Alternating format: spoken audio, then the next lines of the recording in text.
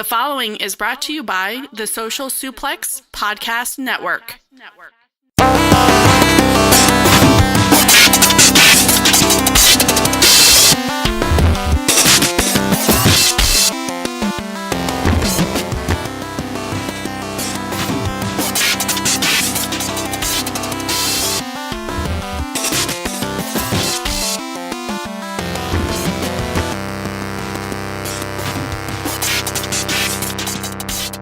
Welcome to Wilfred Watches Podcast, an American podcast about professional wrestling. Today, I have a absolute legend of the independent wrestling scene. He is a product of Yonkers and Mike Quackenbush. He's busting balls in Evolve right now, and he is the Mad King Eddie Kingston. Welcome, dude. Hey, man, what's going on, brother? Man, I tell you, I was watching some matches before I was talking to you. I was looking at the Evolve roster. I was seeing what you're doing in Evolve, and it's just incredible. I saw a tweet recently that you might be hanging up your boots, man. That really sucks to hear. Is that for sure or what? You still thinking of? As of right now, if I'm not, like I said, I don't want to. I said this in another tweet. I don't want to say what the crazy thing is that I want to happen that would keep me around. Yeah. Because then it'd be like I'm begging. No, I got you. Yeah. I don't like begging for nothing. No. So, if something happens, you know what I mean, that keeps me around a little longer, you know what I mean? Yeah, definitely stay. But I don't know. I've been thinking about this for like 2 years. Yeah. About it seems like every time I think about it, something pops up that keeps me around. So I decided, instead of just thinking about it, let me just put it out there in the universe. I didn't expect the reaction that I got, but we'll definitely see what happens. You know what I mean? It's pretty incredible, man. So I hear in different interviews, and you've said a million times before, that you kind of grew up and Eddie Gilbert was a big name in your life. But that also kind of, you kind of came around and saw a lot of the 90s WWF stuff that was a little hokey at times. Definitely like Doink and all that stuff, which was hilarious. How did you end up being a fan of NWA and like Dusty, but then training with somebody like Mike Quackenbush, who's very character driven? Tell us how that kind of came to be a little bit. Back when I lived in the Bronx, we would get the NWA when my father wanted to get illegal cable for the winter. Yeah, we had that too, dude. Yeah, you could watch Inside the NFL on HBO. So, you know what I mean? We got illegal cable, and just one day, I clicked on TBS and I saw Dusty Rhodes, and he was talking about Starrcade and putting your hand against the TV screen. And I remember as a kid I did, and it just hooked me. And to me, the NWA was brutal. It was realer than WWF at the time. And that just caught my eye with the blood and everything and the emotion that all those guys pulled out of you.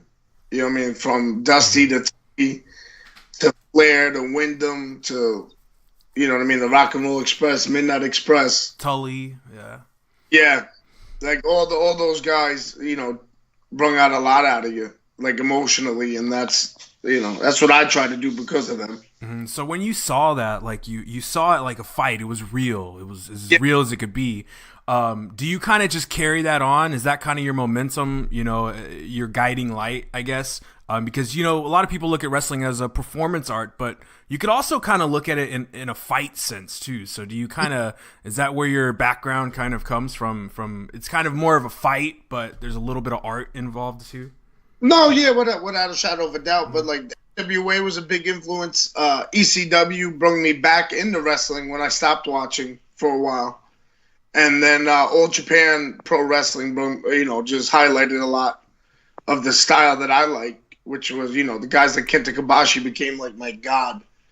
And yeah. So, like, that's definitely, a style. And I try to be different, and I try to think how I would react out in the street if I was going into the ring. And, you know what I mean? That word art, to me, has been bastardized in professional wrestling because to me, it just seems like when people do dumb stuff, You put a label on it and say it's art.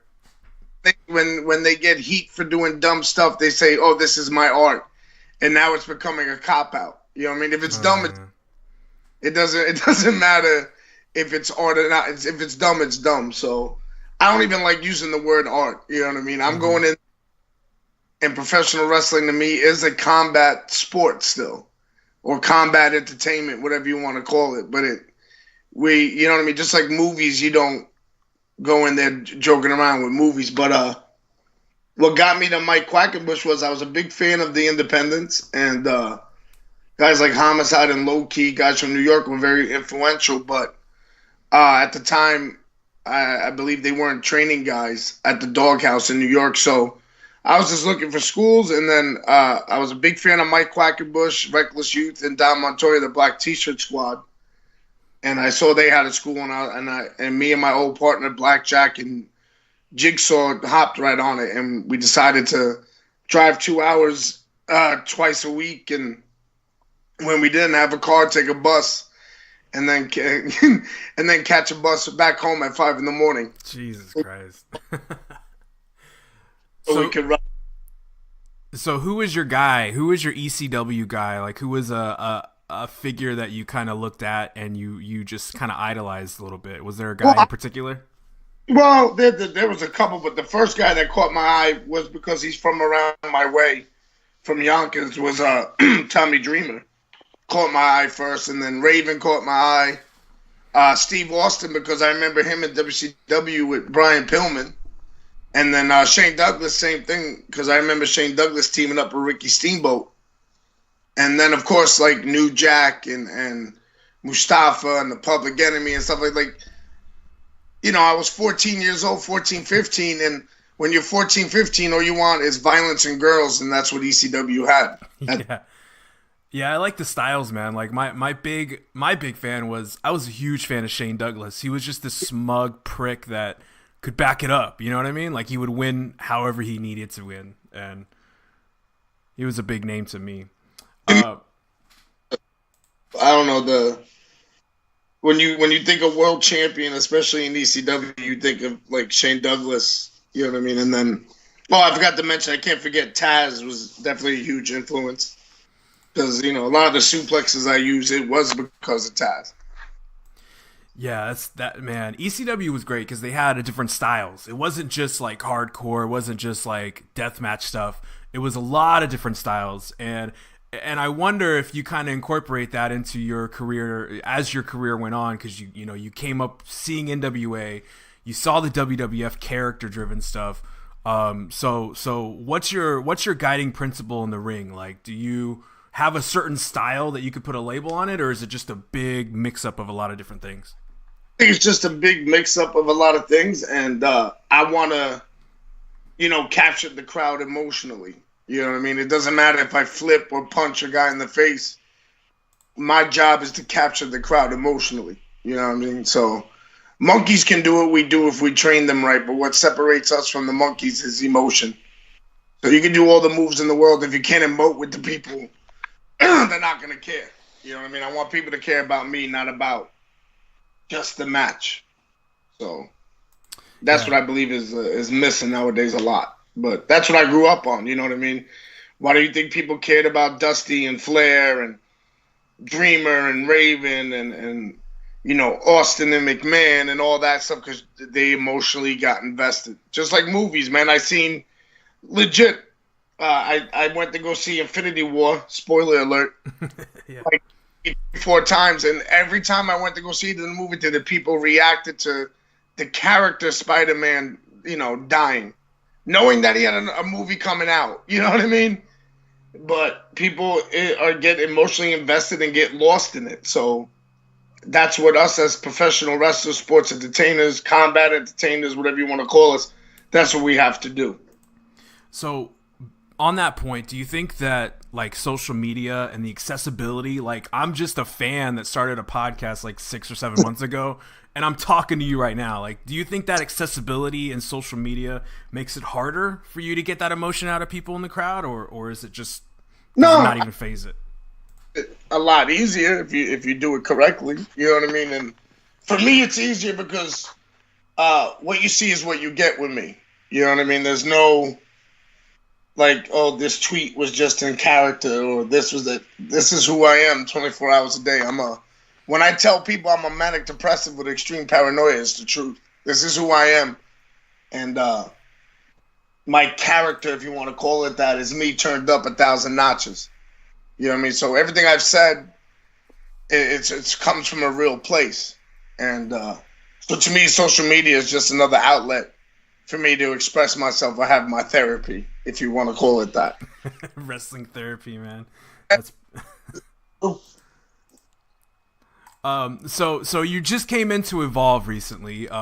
Is this because of, something that happened at Impact, because of the kid you ran over or allegedly ran over, or are you just there to, fuck up some kids in NXT, kind of teach them the hard way? We didn't see nothing about that kid Richie. I heard he's doing fine. So that's good. That's good, man. Good. I'm not saying I'm happy that he's doing good, but you get in the way, man. But nah, man, Evolve is just, look, bottom line is, man, I went to Evolve because I'm not gonna lie and say I'm not bitter. I'm extremely bitter and angry that I'm not signed somewhere yet. You know what I mean? Or I haven't been signed yet. And I know a lot of it's my fault, but I also believe that I'm better than 95% of the people that are signed. And I know that's going to ruffle some feathers, but deal with it because they're not going to see me outside the locker room anyway. You know what I mean? They're not going to try to fight me, but they'll try to bury me behind my back. But anyway, I went, that's how the wrestling business is. Mm-hmm. To Evolve because I want to lump some people up, whether it's the Street Profits, whether it's whoever's in the JD Drake and Anthony Henry, whoever thinks they're tough and wants to go, because to me, I look at that locker room and I see industry dudes and I see wannabe industry guys. And that makes me sick. Be yourself, but everybody's a wannabe. You know what I mean? I know Ricochet's coming in on their next shows and everybody's all excited about it. Why don't you put Ricochet in the ring with me? Nope, they won't because WWE wants to protect him. You know, I was put him in the ring with the Street Profits. But maybe they wanted them to pay some dues, you know what I mean? So I bet I'll give it to you. You know what I mean? Johnny Gargano comes in. I don't get that match. Of course I'm not going to get that match because even though I enjoy Johnny, I'll light him up too. You know what I mean? I'm not there to be a good person. I'm not there to be nice. I'm there to go in there and fight, and show them this is where the outlaw, the reason why they call me an outlaw, the reason why I haven't been signed yet, the reason why I'm bitter and angry about it, I'm going to take it out in the ring. You know what I mean? Like, yeah. They won't put me in the ring with Hero. And by the way, side note, I won't call him Cassius because Muhammad Ali didn't want himself to be called Cassius. So why am I going to call Chris Hero Cassius? I'm just putting that out there. So I'm going to call him Hero. They won't put him in the ring with me again. We feuded for 2.5 years. I lumped his jaw up. He hurt my neck. Like, we went at it. All these dudes want to be protected and babied. When I broke in, none of us were babied. So I went to Evolve, and I'm going with my attitude of making dudes pay their dues, and the last due is death. And I'm also there to help Evolve. Because let's be honest, man, no one else wants to help there. They all want to leave Evolve and get signed somewhere. Again, wannabe industry dudes. I'm in the street, man. I'm independent. That's why I'm for that. I'm there to help them out, sell tickets. Like I said in the interview before with them, I'm like Brody and Abby, man. I'm there to pop the houses and go home. Just give me my money and let me beat some people up. I'm taking a class right now in social psychology, and we're talking about individualism and collectivism and all that shit. And when you talk about how they're industry guys, you think about how it's all about me, me, me. And at your age, because I'm sure you were the same way for a long time, that you need to get signed, but with age that you have now and experience, I think, and I want to hear your thoughts on this, that you can actually see the thing as a whole now. Like, to make the industry better, you got to get punched in the face a few times. I think to make the industry better, man, we got to be real with ourselves. You know what I mean? And you can be selfish. This is a selfish business. That's the bottom line, man. This is a selfish business. That's why you don't see a lot of couples make it in wrestling, because it's a selfish business, because it's all about themselves. That's the way it is. You know what I mean? There's no love here. The way I look at it now, like you said, with experience and with age, honestly, man, I don't even think about experience and age. I just think how angry and bitter I am. And, like, I'm not going to lie about it. I hate anybody who gets signed. I'm not going to talk trash behind their back. I'll say it to their face if I really don't like them. But I am angry about it. I am bitter about it. So I'm going to take it out in the ring. And it's not against, it's not really against anything personal, like against these kids that are getting signed really early. It's just the fact that, you've paid your dues and they need to get punched in the face a little bit to kind of learn, because not everything is that easy. You know what I mean? No, not everything's candy canes and rainbows. But, it actually has nothing to do. It doesn't have to do with anything with the individual. You know what I mean? To me, it's just a name and a face. And look, I'm not going to lie to people. I hate and I'm angry and I'm bitter. I'm not going to lie about it. You know what I mean? I'm not going to lie and sugarcoat it, When I was beating up the LAX kids, I was angry and bitter about that. Why did they get called? You know what I mean? When I was riding with Homicide, and still ride with Homicide for years.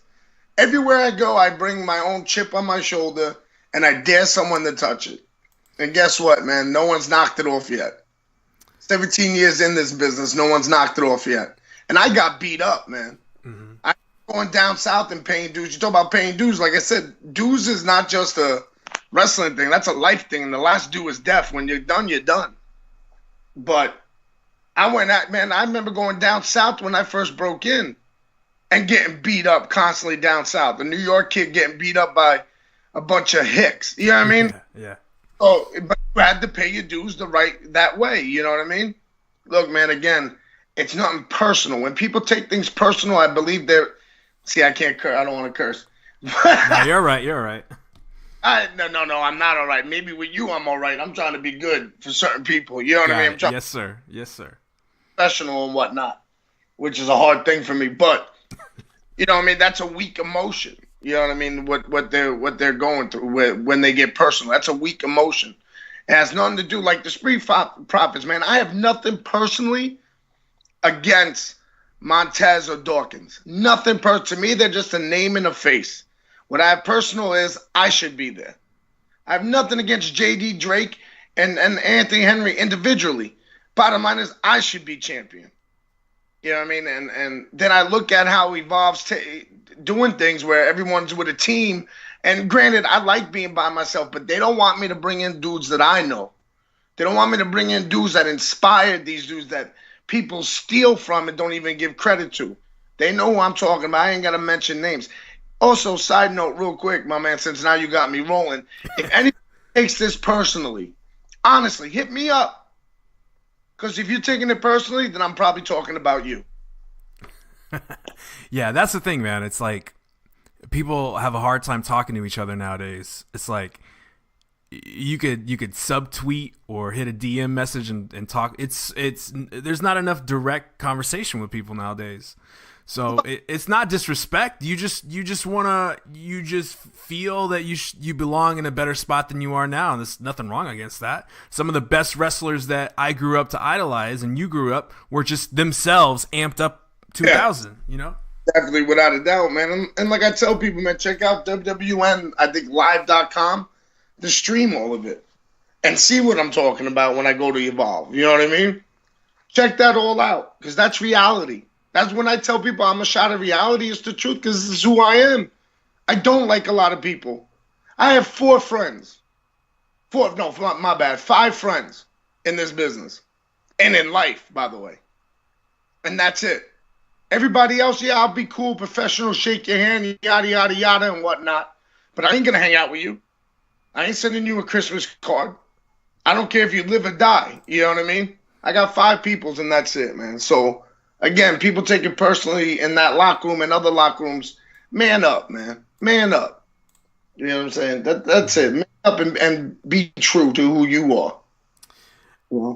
And talking about WWNlive.com, a big show coming up, Evolve 121, in Atlanta, Georgia, in Hot Atlanta.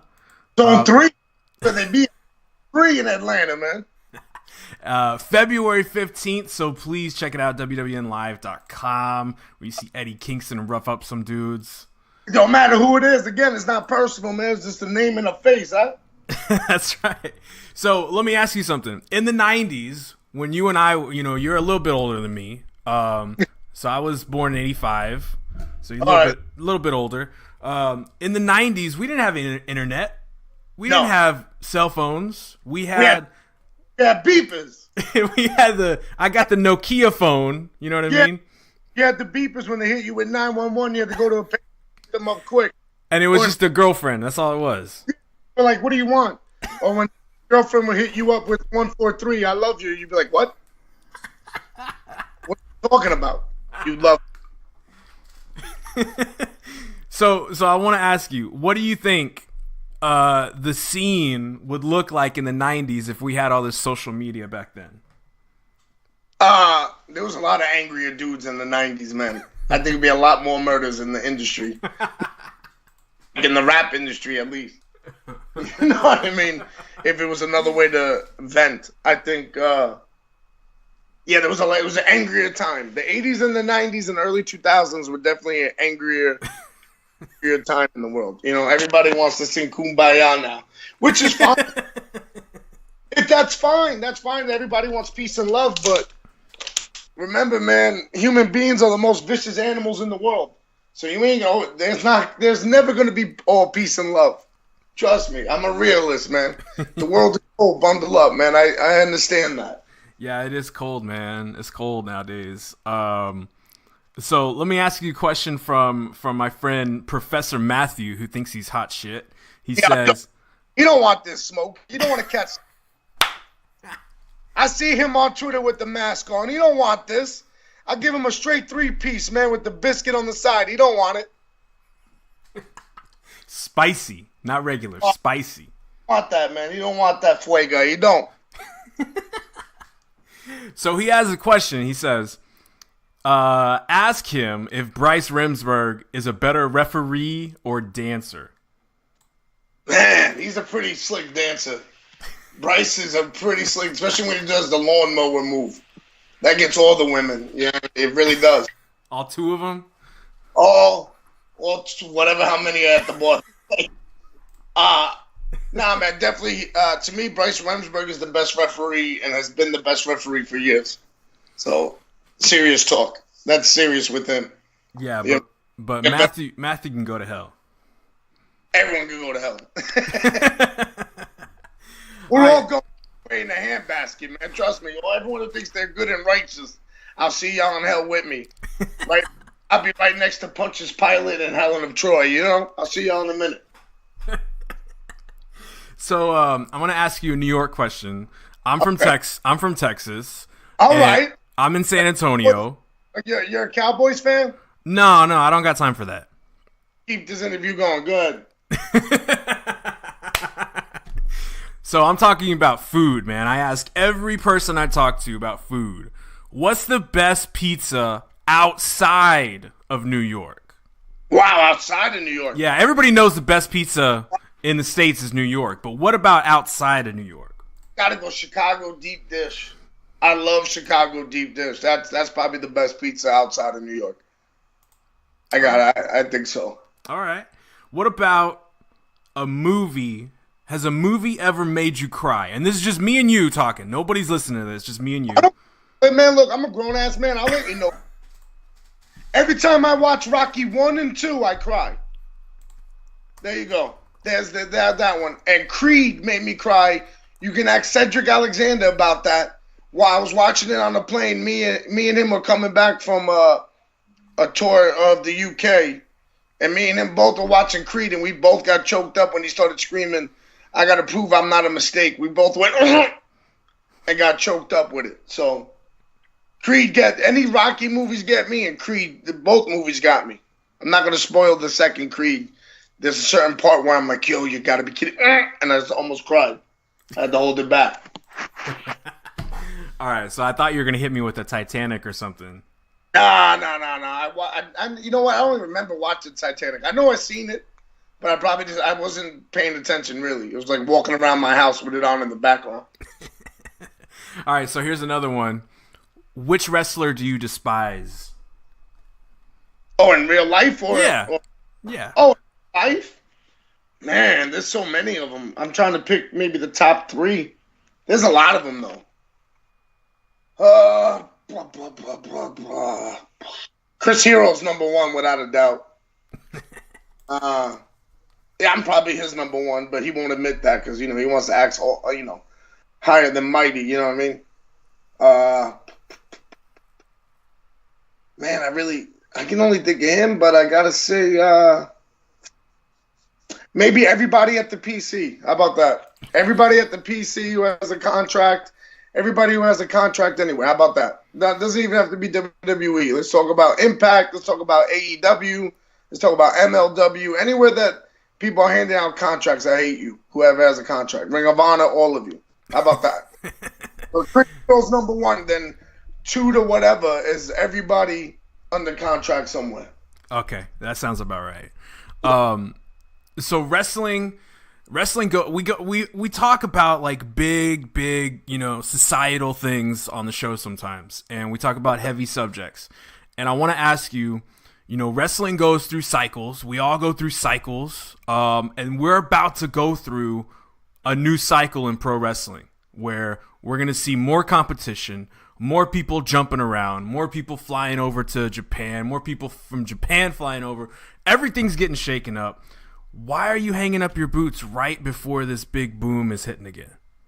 Oh, well, like I said, man, we'll see what I just set an ultimatum for myself, and we'll see what happens. You know what I mean? Maybe I won't, but as of right now, what's today? The 30th of January? As of right now, I'm sticking to my ground, and if I'm not, like I said, I'm not going to beg. If I'm not somewhere I want to by January 1st of next year, I think it's just time to go. And people ask me why, man. It's a lot of mental. You know what I mean? It's a lot of mental stuff that I'm not going to get into. It's not physical. I feel like I'm in the best shape of my life because I'm also training for a kickboxing fight February 9th in Orlando, Florida. It's kickboxing because I train in Muay Thai, but it's kickboxing because there's no elbows or knees to the face. But I feel like I'm in the best shape of my life. You know what I mean? It's a mental thing. It definitely, without a shadow of a doubt, it's a mental thing. And you know what I mean? It's good. A boom period, yeah, whatever, man. If I'm not getting money, I don't care what kind of period it is. If I'm getting money, then it's good. You know what I'm saying? All right. So other than the paycheck, what do you have in store for the Evolve roster? Are you gunning for the belt? Are you gunning for anybody else in particular? Or are you just there to get a paycheck? I mean, any promotion you go to, if you're not aiming to be the champion, then what's the point of being there? Because the champion presumably is the guy. Is the guy you put on the posters. It's the guy who makes the most money. Is the guy drawing the house. You know what I mean? That's the way I was always brought up and taught. So, of course I want to be champion.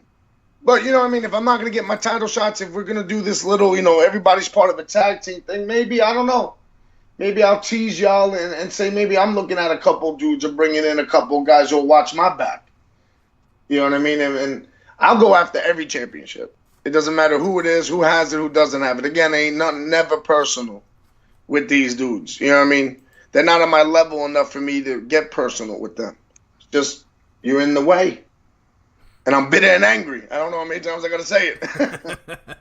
Well, dude, I wanna say thank you very much for joining me. Please follow him at MadKing1981. Please follow at WWN Evolve to see the latest events and where Eddie's gonna screw some people up. Please follow him and follow his career. Check out everything on the Chikara against Mike Quackenbush, his fights against Chris Hero. And watch what he's going to do to the NXT boys this year. It should be really, really fun. Anything else you want to say, bro? Nah, man, you said it all, partner. All right. Well, I'm trying to make it easy for you, man. I respect you. Definitely made it easy, man. All right. Thank you very much for listening. Follow me at Wilfred Watches. And fuck you, Matt.